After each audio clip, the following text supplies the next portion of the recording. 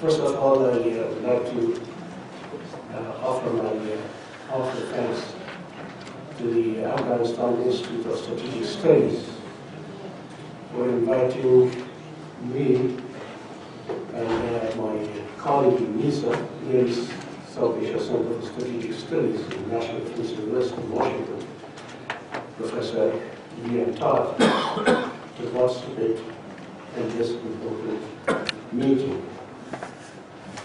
I also welcome the opportunity to chair a panel of distinguished speakers and experts, all friends and colleagues, to discuss a topic which is extensively being debated both inside Afghanistan and outside. Actually, we debated this last week in Washington. So there's a lot of interest to see what prospects are there for Afghanistan in the decade of transformation. The decade of transformation is not separated from the decade which we just put behind us. The decade, I call it transition. Although we talk about transition about the 2 years with its speedy transition, the shifting of security responsibility from the international forces to Afghan forces, Afghan national security forces, but to me, transition started in 2001. In the past 15 years, Afghanistan has made major strides toward democracy, making drastic changes in the political, economic, social, and security life of the country. The decade of transformation is just continuation of that, and maybe it can go beyond that. So therefore, there is no separation. That breathing space is needed, and there comes the international community's commitment to give this breathing space to Afghanistan so that Afghanistan becomes self-reliant in the future. These are the issues that we are talking about. Today, in this panel, I will ask my colleagues to speak for 8 to 10 minutes. This will give us time for discussions and interaction with the audience. And the panelists are well known. For me to give the long biography of them. To my left is Ambassador Sarkar, the former Deputy Foreign Minister, Ambassador to Australia, a scholar, and a gentleman. And also he is now a senior advisor to His Excellency Dr. Abdullah, the Chief Executive Officer of the Afghan government. To my right is Mr. Faisal Zaki, an old friend and colleague.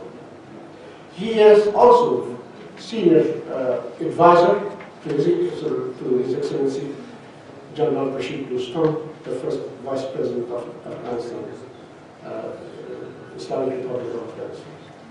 Then I have my colleague from the time I was Minister of Interior, Lieutenant General Ali Khalid, who was Deputy Interior Minister for Security for many years, a career officer. With this, I will go ask the speakers to begin in order that we are listed. We'll go to Ambassador Sarkar first.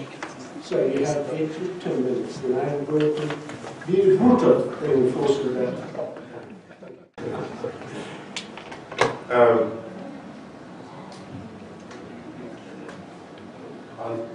I didn't know whether to speak in our own language or in English. But in order to bring perhaps some powerful presentations here, I do speak in English. And I do know that we do have good quality interpretation. Let me thank AISS for making continuous efforts to bring the region together. today is probably my own presentation rather than the presentation of the government of Afghanistan. Simply because our government is very new, beyond the joint paper that we presented to the London conference last week. We are still refining the policies of the new government. There is absolutely no doubt our future is in regional cooperation. And this is why a good part of the London conference on Afghanistan was a focus on regional cooperation, regional security, economic and political cooperation. I think a key decision which emerged from the London conference was to make sure that we coordinate all the regional efforts with the two Afghan-led regional processes, namely the Istanbul Heart of Asia process and regional economic cooperation conferences on Afghanistan, which was started in late 2005, and it continues as we work hard on regional cooperation. I'm pleased to report that tomorrow our Afghan delegation will go to Astana to attend the head of government meetings of Shanghai Cooperation Organization. That will be another platform where we will further pursue the goals that Afghanistan has for regional cooperation. As you know, Afghanistan's region, and I do emphasize on this terminology, Afghanistan's region encompasses a good part of Central Asia, a good part of South Asia, a part of the Far East or East Asia, and a good part of West Asia. And today, here, we're focusing on our ties to Central Asia. I agree with Dr. Spanta when he mentioned the need for an Asian security strategy. I think a strategy of that kind could encompass the security needs of a country like Afghanistan, which has a region of that complexity. I hope the initiation of a strategy as such could lead to an Afghan-specific regional security architecture, complementing our ties with global security architecture. As far as our relations with Central Asian republics are concerned, as you know, Central Asian republics were reborn in the early 1990s. And unfortunately, a good part of the 1990s in Afghanistan, we were witness to a gradual invasion of this country by the dark forces of the Taliban, Al-Qaeda, and some militant circles of Pakistan. So we've only had the past 30-odd years to renew our ties with Central Asian republics. And we've gained a lot. I think we've come a long way. We know more about Central Asian republics, and the Central Asian republics know more about Afghanistan. But I feel it's not enough. Every time I visit Central Asian capital, from Dushanbe to Tashkent to Ishkabad to Astana to Bishkek, I feel like Afghanistan is being seen as a country behind the armed barrier. This line is drawn. Behind that line there is terrorism. Behind that line there is drug production, trafficking. There is extremism. We need to work hard to change this image. We need to remove these skepticism, the skepticism that exists, I do wish to mention a number of initiatives that perhaps we could take. In the past, on other forums, I've discussed the harder aspects of it. Today, I wish to mention a few softer aspects. I think there is a need for more research here in Kabul and also in the Central Asian Republic capitals on what can Afghanistan do at bilateral level and what can the Central Asian Republic do at bilateral level to increase the familiarity of the people of Central Asian Republic and Afghanistan about each other. I think similarly, when it comes to developing infrastructure projects, perhaps joint tours of Shirkhan Bandar, Haibatan, and Tolbun ports by relevant business communities from Afghanistan and respectively Tajikistan, Uzbekistan, and Turkmenistan, with an aim to look at real bottlenecks and explore ways and means of improving cross-border trade, transit, and people movement is needed. It was mentioned by the Special Representative of the UN Secretary General, the issue of water. I feel, after 13 years of remaining silent and not doing much, the time has come that Afghanistan could initiate a gradual, and I repeat, gradual, regional water dialogue. Under international water laws, there is a need for Afghanistan to talk to the neighbors. How long will this dialogue take to eventually lead to water sharing agreements? I don't know. It may take 10 years, it may take 15 years, it may take 20 years. But it's better to have a dialogue rather than not having a dialogue. Also, there is a need to increase the volume and level of goods mobility, as well as access to services between Eurasia, Central Asia, and South Asia. Given the fact that Afghanistan and most Central Asian republics are landlocked, the holding of a conference on improving aerial linkages between Kabul and capitals like Dushanbe, Tashkent, Ishtabad, and Almaty may speed up the process. I think aviation investors and relevant agencies from Afghanistan and Central Asian republics can be invited to this conference. Perhaps I invite Dr. Muradian to think about that. Perhaps the next conference could be more specific on this issue. Most Central Asian republics, or almost all, are landlocked countries. So it is important that we improve our aerial linkages.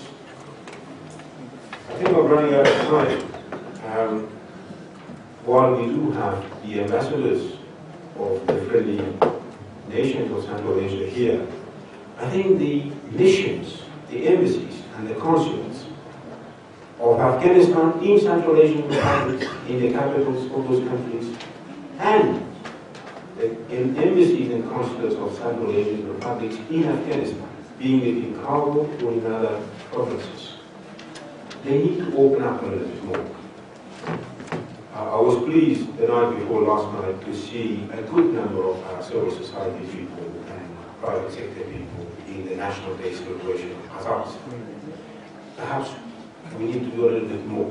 I think the people of Afghanistan still don't know how to access the embassies of Central Asian republics here in Kabul, how to get a visa.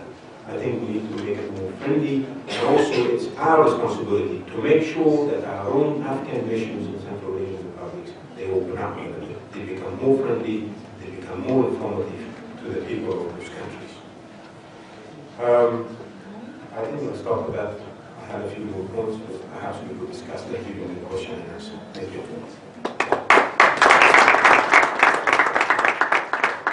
Thank you very much, Ambassador Sarkar, and thank you for sitting within limits of time.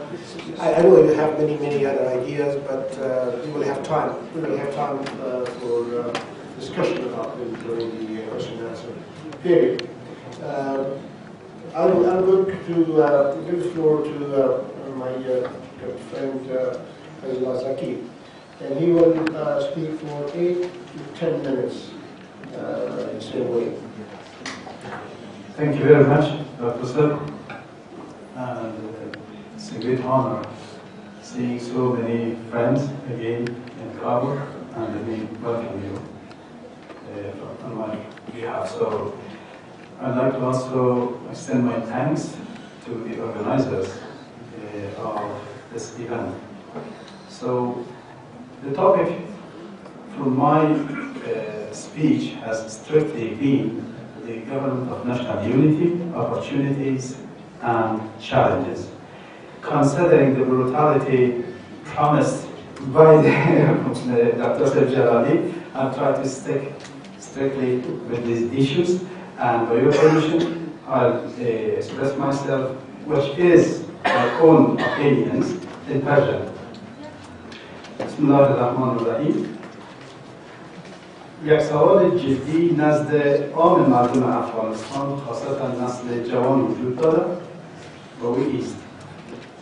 کشور ما در 95مین سال حصول استقلال خود قرار دارد. چرا کشورهای دیگری که همزمان با ما به استقلال رسیدند پیشرفت کردند و ما در دهه دوم قرن 21 هنوز یک کشور فقیر و محتاج هستیم؟ پاسخهای گوناگون میشن به این پرسش‌ها، اما شاید کوتاه‌ترین پاسخ از نظر من یک نقل قول کوتاه از یکی از سخنرانی‌های دکتر محمد اشرف غنی رئیس جمهور کشور ما باشد که گفت ما در 270 سال گذشته دولت‌های وحدت ملی نداشتیم. شاید به همین علت بود که او در نخستین دقایق پس از تقدیم درخواست نامزدی به انتخابات ریاست جمهوری در محفظه کمیسیون مستقل انتخابات خطاب به ملت گفت سیاست ما حسب سیاست حزب خواهد بود. ما برنده خواهیم شد و با تیم دوم حکومت وحدت ملی خواهیم ساخت. بدتر در اسنادی که در چارچوب سیاسی موافقتنامه میان دو تیم انتخاباتی و بالاخره توافقنامه سیاسی معروف شدند، هر دو تیم شامل دور دوم انتخابات و این اندیشه مهر تسجیل گذاشتند. بدون تردید ایجاد حکومت وحدت ملی یکی از بزرگترین وقایع تاریخ معاصر سیاسی افغانستان است که فرصت‌های جدید و حیاتی را برای مردم افغانستان ایجاد نموده است. اهم این فرصت‌ها چنین‌اند: 1. متحد کردن حوزه طرفداران دموکراسی و پیشرفت در برابر افراط‌گرایی و عقب‌گرایی. 2. ایجاد زمینه واقعی برای پرهیز از کشمکش‌های بیهوده در داخل نظام که بسیج منابع و امکانات بالقوه ملت را بر ضد چالش‌های اصلی جامعه چون فقر، بی‌امنیتی و عقب ماندگی ممکن بسازد. 3. حکومت وحدت ملی در تاریخ دموکراسی نوپای کشور ما یگانه حکومتی است که میتواند بر حمایت 100% رأی دهندگان اتکا نماید. چنین یک وضعیت اگر به درستی مدیریت شود نیرومندترین حد پشتیبانی مردم را از دولت در نمایش میگذارد و رهبران حکومت را برای تحقق وعده‌هایی که در جریان کمپاین انتخاباتی به مردم داده‌اند کمک می‌کند. 4. این ترتیب کشور ما برای رسیدن به خودکفایی اقتصادی و امنیتی در میان مدت هنوز به مساعدت‌های جامعه بین‌المللی نیاز دارد. با تبارز اتحاد و یکپارچگی و در نتیجه تأمین ثبات در کشور ما می‌توانیم و باید جامعه بین‌المللی را در اراده‌اش برای دوام حمایت از کشور خویش قاطع‌تر و مطمئن‌تر بسازیم. 5. صلح نیاز درجه یک کشور ماست. رسیدن به صلح پایدار در کشور نیازمند داشتن یک دولت قوی و متحد است که با اقدامات همه‌جانبه خود برای شورشیان راه دیگری به جز صلح از طریق مذاکره باقی نگذارد و حامیان خارجی آنان را نیز و ضرورت همکاری جدی در این راستا معتقد سازد. فرصت ها وضعیتتون میتوان گفت که حکومت وحدت ملی که اینک 76مین روز تولد آن است در وضعیت مناسب سیاسی قرار دارد. ایجاد حکومت وحدت ملی هم از جانب همسایه‌های ما و هم از جانب کشورهای منطقه که نمایندگانشان در اینجا حضور دارند و هم به طور کل از جانب جامعه بین‌المللی با گرمی استقبال شد که کنفرانس لندن که در اونجا جامعه جهانی بار دیگر و حمایت از افغانستان تجدید تعهد کرد نمونه‌ای بارز آن است.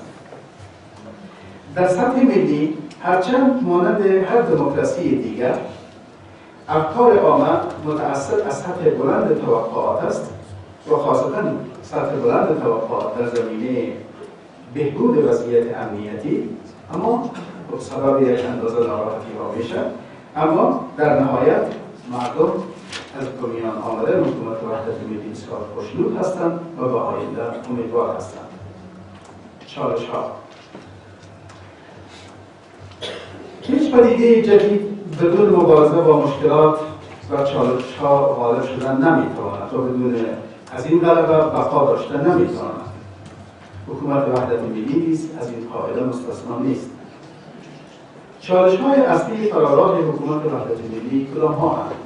یک، فضای روانی کهنه که از گذشته و میراث مانده. فضای روانی مسلط و دولتمداران مدت گذشته همان تحمل ناپذیری، نفیه‌گرایی و امانت‌خواهی بوده است که موجبات بی‌ثباتی‌ها و بحران‌ها را فراهم کرده است. دولتمداران جدید ما تلاش دارند که معیارهای جدید را جایگزین آن کنند. دو، راهکار رقابت شدید. حکومت وحدت ملی در پایان یک روند انتخاباتی طولانی و مالامال از رقابت شدید با عرصه وجود گذاشت.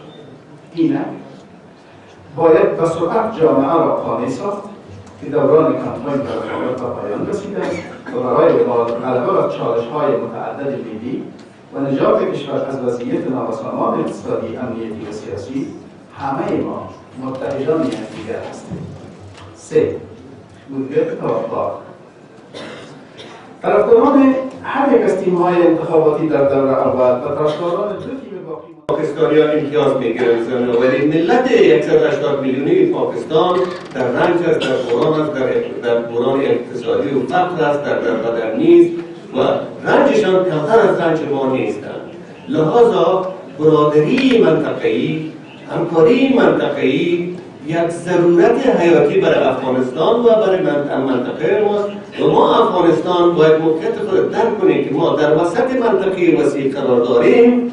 ما باید بیشتر تلاش کنیم که در همکاری منطقه‌ای با محور باشیم. تشکر از شما. سلامت باشید.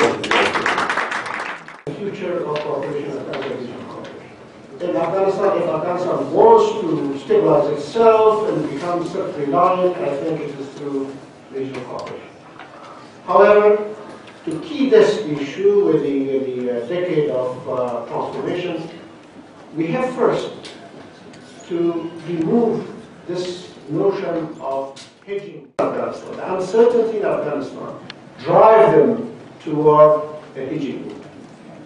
I think unless Afghanistan reaches a certain level of stability or shows the signs of the viability of this Afghan national unity government, that this state survives, I think this can dispel this notion of uncertainty in Afghanistan and therefore remove that notion of hedging. And I think Mr. Zaki clearly said that the Afghan national unity government is determined to work together to mobilize all indigenous capacities in Afghanistan toward bringing stability and self-reliance to Afghanistan. That's fine.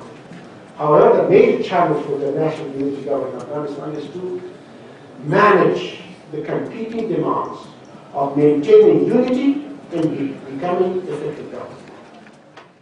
Economic growth, development, and creation of jobs in which security is just an enabling environment, which is prerequisite for this. So they're all correct. With this, we have only 5 or 10 minutes for discussion. If there is a very burning question there, or something that you would like to ask the panelists, please go ahead. Take the floor. Yes, sir. Vladimir Paramonov from Uzbekistan.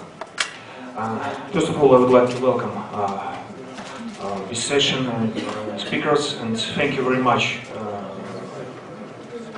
for presentations you made. And especially, I would like to thank Ambassador Saikal, because I'm very agree with the point that we need more research before starting any dialogue, before providing any policy. We should to first of all think, should to let our colleagues from expert community, from different institutions, to assist politicians, to help them. But unfortunately, there is the lack of research. Therefore, I think this is the reason why there is the lack of understanding of the current problems, of understanding each other. So that's why I think this idea deserves high attention of this conference, of representatives of different organizations, and also, to my mind, the Center for Preventive Diplomacy could play a very active role in helping, in doing research on the side of Central Asia. But we have to not forget that there is 2 ways. I mean, Central Asian countries are able to provide their own vision of the problems in relations between Central Asia and Afghanistan. But at the same time, this is also Afghanistan's responsibility to provide to Central Asian partners the vision of Afghanistan expert community of current problems between Afghanistan and Central Asia, and provide some recommendations. So this is not a question, it's just kind of comments. Thank you very much. Thank you very much. Your points are very well taken. I think Ambassador Saikal addressed some of these issues. I would like to add one thing to it. I think one point to it. Unfortunately, in the past, recent history of Afghanistan, the relationship of Afghanistan with its immediate neighbors were mostly shaped by their relation with third parties. That was the problem. And Afghanistan and Iran are very, they have religious, language, cultural, historical commonalities. And however, because of this relationship in the immediate, in the recent past, was shaped by their relations with third parties. Afghanistan with the Soviet Union during the Cold War, in Iran with the West. That shape later on also changed that came. I sometimes when I talk to my Iranian friends, I hear something which I think it is in the past, that when they wanted to express somebody gone too far to China or to Timbuktu, they said Kandahar after. Kandahar is 500 kilometers from the Iranian border. But during this Cold War, because of the relationship of the two countries with different parties, that created that perception. And at the same time with Central Asia, for 70 years, there was a war between Afghanistan and that country. It took times and vision of the countries, leadership of the countries to remove these barriers. Without removing these barriers, I think the hedging mode will continue. You want to add something? I will take only one more question. Yes. تشکر میکنم از برگزار کردن کنفرانس را دکتر مولویان. بسیار سوال کوتاه و خلاص. سوال من جناب دکتر شجاعی است. رهبری حکومت ولایت ملی سفرهایی را که خیلی در این منطقه و فرامنطقه انجام دادن. من باور دارم که افغانستان از نگاه جغرافیایی کوچک است، اما بازی‌های بزرگی منطقوی و فرامنطقوی بالایش در جریان است. تضاد هندوستان با پاکستان، تضاد چین در فرامنطقوی از نگاه اقتصادی و همچنین حضوری بعد از حضوری پررنگ فعال عربستان سعودی در افغانستان، چالش‌های منطقوی میزی چالش‌ها کمک تشویش دارد یک بار دیگر افغانستان قربانی رقابت‌های کشورهای منطقه و فرامنطقه نشد. یک سوال دومی است که من طی 2-3 روز فرصت پیدا کردم جناب آقای زکی آقای سیغر اگر جواب بدن بودجه ای را که امسال وزارت مالیه پیشنهاد کرده به پارلمان ترتیب است از سطح پا خوندم، چون جناب زکی صاحب بسیار خوب فرمودن که مردم طمع‌های بلندی دارند از حکومت آینده. من هیچ نقطه‌ای نیافتم که برای سال آینده کوچکترین افغانی یا سندی برای پروژه‌های نو در افغانستان باشد. یعنی دولت برای سال آینده یک افغانی برای پروژه‌های جدید چه انکشافی چه غیر انکشافی ندارد. سخت تکان خوردم، در حالی که مردم توقع دارند که دولت باید کار نو ایجاد کنه و مردم کار بده. این تشویش بسیار بزرگ. و حرف آخر در این روزا رهبری حکومت ولایت ملی من به حکومت آقای کرزی برنمی‌گردم. از تروریسم و دشمن تعریف‌های مختلف ارائه می‌کنه. جناب صاحب دوستون یک تعریف داره، دکتر صاحب عبدالله یک تعریف داره، آقای دکتر صاحب قیلی یک تعریف داره. من باور دارم که اگر رهبری برای دوست دشمن به تعریف واحدی به نتیجه نرسه، هرگز طرح واحد استراتژیک امنیتی هم ساخته نمی‌کنه. نمی‌فهمم که جواب بده. تشکر می‌کنم. بخشید در مورد موقعیت افغانستان هیچ وقت در موقعیتی نبوده که از خارج اثرات و سرنوشت او محصل نبوده. از قرن مزدر می‌بینید، از قرن مزدر می‌بینید. افغانستان یک منطقه حائل بود بین دو دیو بزرگ، دو امپراتوری روسیه زاری و امپراتوری بریتانیایی. بالاخره این دو کشور افغانستان را باعث حائل برای جلوگیری از تصادم بین دو قول قرار داد. افغانستان این نقش بازی کرد، اما در قرن 20 با هر دوی جنگید موافقانه. در آغاز قرن 20 با امپراتوری بریتانیا جنگید که در محدودیت‌هایی که سیاست خارجی بود رفع کنه، و در آخر قرن 20 در آخر با وارث امپراتوری روسیه جنگید. در هر دو مورد جنگید، اما اصلا متلاشی نشد. افغانستان در طول تاریخ هیچ وقت مسئول از این نبوده که میدان جنگ کسی اینجا واقع شد. این موضوع هم کار بود. این مربوط به اراده مردم افغانستان است که چطور میتونند شرایط فعلی منطقه در بکنند باید دید وسیع‌تر همکاری جدی این مشکلات را رفع کنند. افغانستان متحدهای بزرگی داره معجز و داینده هم خواهد بود. اما در گذشته همین مردم افغانستان با اون تهدیدات مقابله کردن و موجودیت خود حفظ کردن و بعد از این اون امید است که حفظ بکنن. از جانب دیگر با جهانی شدن شرایط افغانستان فرصت‌ها و زمینه‌های پیدا کرده برای اینکه با شرایط نو مقابله بکنه. اما باز هم هیچ قدرت خارجی، هیچ کشور خارجی نمیتونه اون نقش را بازی کنه که مردم افغانستان برای حفظ استقلال خود تمامیت خود و حفظ فرهنگ خود و آینده خود بازی کنه. و در قسمت سوالای دیگه تان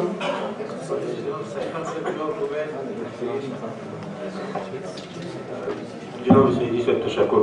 چند سوال بسیار مهم کردیم.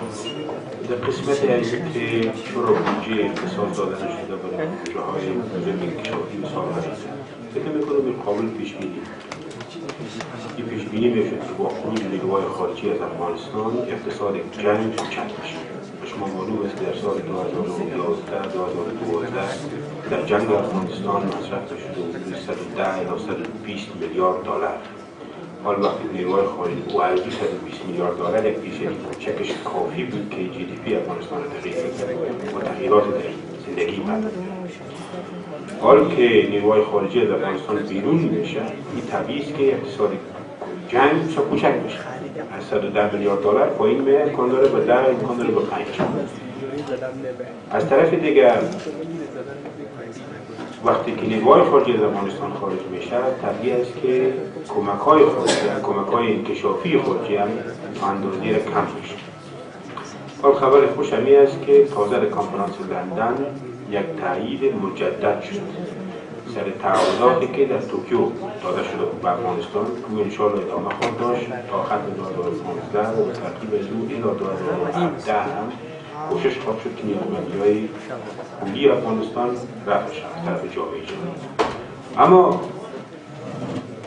دلیلی که از طرف حکومت قبلی افغانستان ارائه شد که گویا طولانی شدن انتخابات ما را مواجه ساخته با مشکلی که ما 530 میلیون دلار قرضدار برای بودجه و برای جامعه جهانی آجر طلب کمک کنیم، ولی ما قابل پذیرش نیست.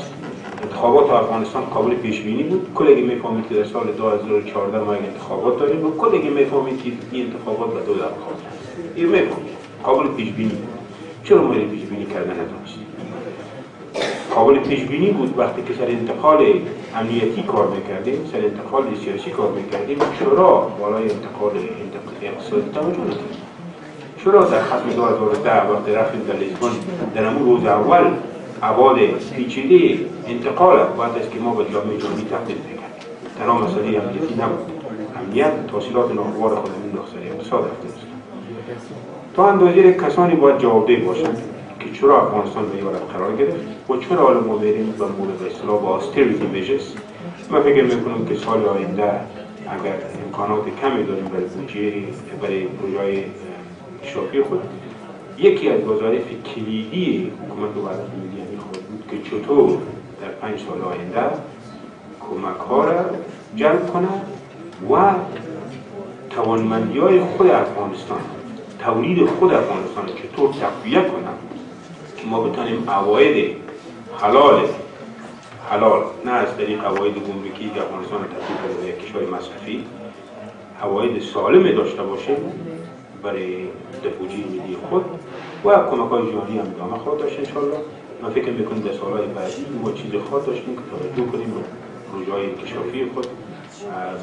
من فکر نمی‌کنم که در سال 2016 به همین شکل شرایط خود من یقین دارم که ما امکانات خود داشتیم که توجه جدی کنیم به پروژه‌های بزرگ انکشافی خود. جناب سعیدی صاحب درست می‌فرمایید که این اختلاف یا تفاوت نظرها وجود داشته. فراموش نکنیم که شخصیت‌های محترمی که در رهبری حکومت وحدت ملی قرار دارند امروز و خوشبختانه چنین هست، در گذشته نزدیک به تیم‌های مختلفی قرار داشتند که به قضایا از دید مختلف می‌دید. امروز ممکن است هنوز تفاوت نظرها باشه، اما جای خوشی است که در مسئله صلح هم همه بدون استثنا به یک چیز توافق دارند که باید به هر وسیله‌ای که میشه تندروها مهار شوند و پروسه صلح کامیاب شود و افغانستان مثل آب و هوا به صلح ضرورت دارد. برای اینکه ادبیات ما یگانه شود ما شاید به زمان ضرورت داریم، هر قدر که نخبگان محترمی مثل جناب شما ابتکار دیالوگ ها را بگیرن و ما صحبت کنیم، به سرعت ادبیات واحد سیاسی حکومت وحدت ملی شکل خواهد گرفت. تشکر. Thank you very much. I think this brings us to the end of this panel. I boasted that I will be brutal in enforcing the time for the panelists, but I became subject to the brutality of the clock and the schedule. So we had to end this session. Please join me thanking our distinguished panel.